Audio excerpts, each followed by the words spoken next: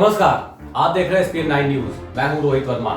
Soni live पर 9 अक्टूबर को release हुई वेब सीरीज, जिसकी घोषणा के बाद से ही लंबे समय से इंतजार किया जा रहा था। हम बात कर रहे हैं हर्षद मेहता की असल जिंदगी पर आधारित वेब सीरीज स्कैम 1992 दी हर्षद मेहता स्टोरी की, जिसकी कहानी 1980 और 90 के मुंबई की है। शुरुआत होती है 1992 में बॉम्बे के सेटअप से, जहां एक पत्रकार ये बताने की कोशिश करता है कि बैंक से 4000 करोड़ का घोटाला हुआ। हर्षद मेहता का नाम उन दिनों कितना बड़ा रहा होगा, इस बात का अंदाजा इसी से लगाया जा सकता है कि पत्रकार उसका नाम लेने से पहले पसीना पसीना हो चुका था। स्कैम 1992 एक स्टॉक ब्रोकर हर्षद मेहता की जिंदगी को फॉलो करती है, जिसने अकेले स्टॉक मार्केट को ऊंचाइयां दी और फिर भयावह तरीके से गिरावट दी।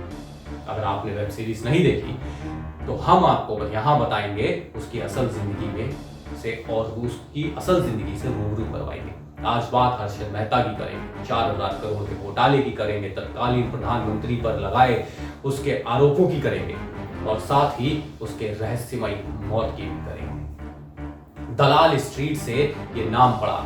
यहाँ होने वाले सबसे पुराने बिजनेस की वजह से दलाली, एक ऐसी सड़क जहां दुनिया के इमाम को बदलने वाली ताकत यानी पैसे का राज चलता है, पर यह सड़क ईमानदारी के अनलिखे कायदों पर चलता है। यहाँ मुनाफा भी है और नुकसान भी।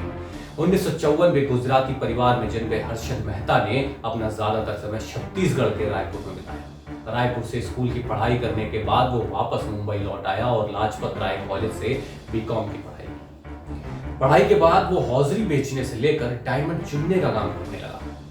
स्टॉक मार्केट में मेहता की एंट्री तब हुई जब उसने the new India insurance company में नौकरी शुरू। यहीं से उसकी स्टॉक मार्केट में दिलचस्पी बढ़ी और नौकरी छोड़कर उसने 1981 में ब्रोकरेज फर्म ज्वाइन कर ली।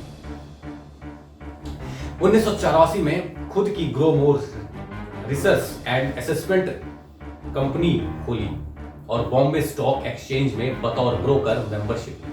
1990 तक Harshad Mehta Indian stock market का बड़ा नाम बन चुका था। कहा जाता था कि हर्षद मेहता जिस चीज को छू देता था वो सोना बन जाता था। उसे स्टॉक मार्केट का अमिताभ बच्चन और बिग बुल भी कहा जाता था। ये सच बात है। बैंकिंग सिस्टम की कमियों का फायदा उठाकर हर्षद मेहता ने बैंकिंग लेन देन में गोलमाल किया था। सुचेता दलाल ने उस वक्त के अपने लेख में बताया था कि हर्षद मेहता का यह फर्जीवाड़ा कैसे काम करता है।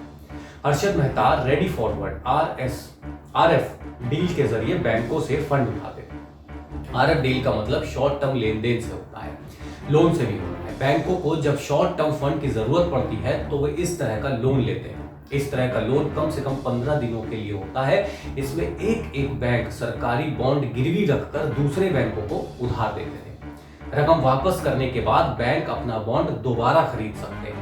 इस तरह के लेन देन में बैंक असल में सरकारी बॉन्ड का लेन देन नहीं करते, बल्कि बैंक रसीद जारी करते हैं। इसमें होता यह है कि जिस बैंक को कैश की जरूरत होती है वो बैंक रसीद जारी करता है। ये हुंडी की तरह होता है। इसके बदले में बैंक लोन देते हैं। दो बैंकों के बीच की इस लेन देन को बिचौलियों के लिए जारी किया जाता है। हर्षद मेहता को इस तरह के लेन देन की बारीकियों की जानकारी थी। बस फिर क्या, हर्षद मेहता ने अपनी पहचान का फायदा उठाते हुए हेरफेर करके पैसे ली, फिर इसी पैसे को बाजार में लगाकर जबरदस्त मुनाफा कमाया। उस दौरान शेयर बाजार में हर दिन चल रहा था। कुछ जानकारों का यह भी कहना है कि तब आंख बंद करके किसी भी शेयर में पैसा लगाने का मतलब प्रॉफिट ही होगा।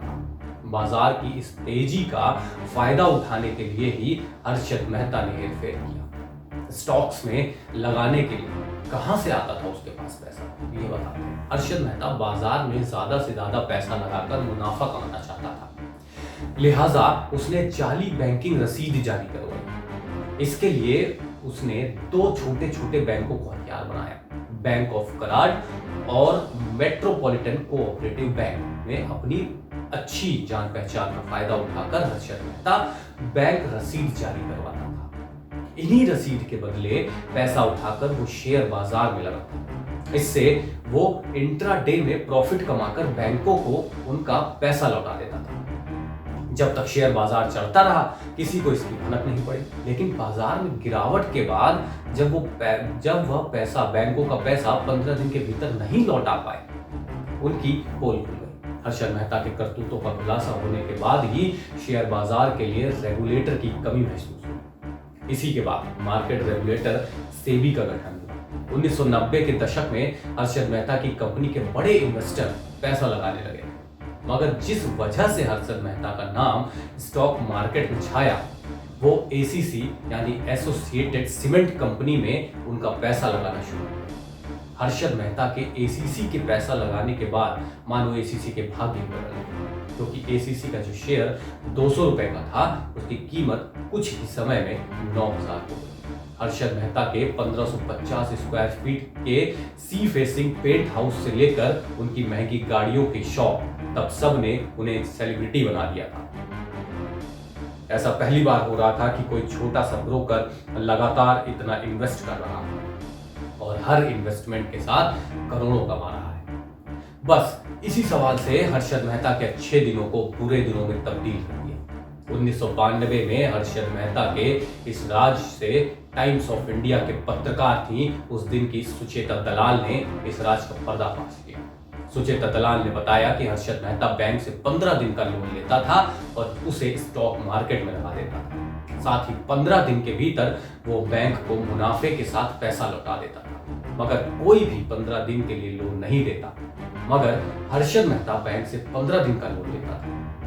हर्षद मेहता एक बैंक से फेक बीआर बनवाता था, यानी बैंक रिसिप्ट। उसे दूसरे बैंक से भी आराम से पैसा मिल जाता था। हालांकि इसका खुलासा होने के बाद सभी बैंक ने उससे अपने पैसे वापस मांगने शुरू कर दिए।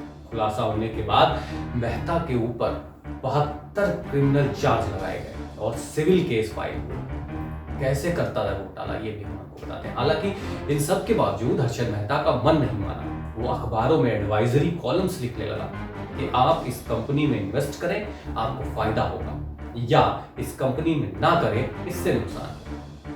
बाद में पता चला कि मेहता सिर्फ उस कंपनी में पैसा लगाने की एडवाइस देता था जिसमें उसका खुद का पैसा लगा हुआ है। हर्षद मेहता ने 1993 में पूर्व प्रधानमंत्री और उस वक्त कांग्रेस के अध्यक्ष पीवी नरसिम्हा राव पर केस से बचाने के लिए 1 करोड़ घूस लेने का आरोप लगाया। उसने दावा किया कि पीएम को उसने एक सूटकेस में घूस की रकम दी। हर्षद मेहता ने इस बारे में एक कॉन्फ्रेंस में खुलासा किया था और इसमें उनका साथ देने बैठे थे राम जेठमलानी। हर्षद मेहता ने कहा कि वो अपने साथ प्रधानमंत्री आवास एक सूटकेस ले गया था, उसमें 67 लाख रुपए थे। प्रेस कॉन्फ्रेंस में मेहता ने कहा कि उसने सूटकेस राव के पर्सनल सेक्रेटरी राम खांडेलकर को दे दी। ऐसा उसने प्रधानमंत्री के कहने पर किया। 1 करोड़ देने की बात थी, पर उस दिन सुबह तक 67 लाख का इंतजाम कर सका था। दूसरे दिन बाकी रकम पहुंचा दी। हर्षद ने उस प्रेस कॉन्फ्रेंस में कहा कि उसने प्रधानमंत्री को यह भी बताया था कि शेयर बाजार में पैसे कमाना कितना आसान है। उसने कहा कि वो शपथ पत्र दाखिल कर प्रधानमंत्री को पैसे देने की बात भी कही। बहरहाल पीएम पर रिश्वत लेने का आरोप साबित नहीं हो सका, लेकिन ना तो झूठा आरोप लगाने के आरोप में हर्षद मेहता को सजा हुई और ना ही घूस लेने के आरोप में नरसिम्हा राव पर यह आरोप लगा था कि उन्होंने आंध्र प्रदेश के नांदियाल लोकसभा उपचुनाव में खर्च करने के लिए हर्षद मेहता से पैसे लिए। हालांकि कांग्रेस द्वारा इसे सिरे से खारिज कर दिया गया था। हर्षद मेहता पर कई सारे केस चल रहे थे, मगर उसे मात्र एक केस में दोषी पाया गया। सुप्रीम कोर्ट ने उसे दोषी पाते हुए 5 साल की सजा और 25,000 रुपए का जुर्माना ठोका। मेहता थाने जेल में बंद था।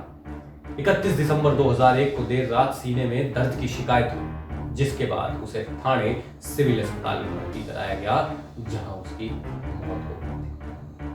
अगर आपको ये वीडियो पसंद आया है तो इसे लाइक करें और कमेंट करके हमें जरूर बताएं। नमस्कार।